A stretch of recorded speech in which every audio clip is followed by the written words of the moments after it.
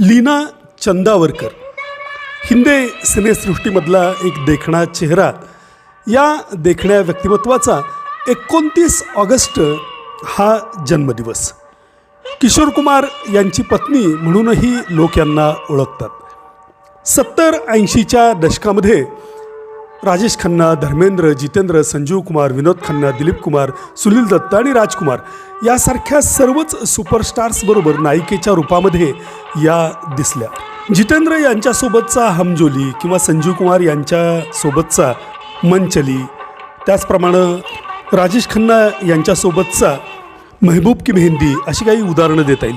खरं म्हणजे सुनील दत्त यांच्या मसीहा चित्रपटापासून त्या रुपेरी पडद्यावरती येणार होत्या, मात्र काही कारणानं तो चित्रपट बंद पडला आणि त्यानंतर 1968 साली मन का मीत या सुनील दत्त यांच्या भावाच्या नायिका म्हणून त्या दिसल्या.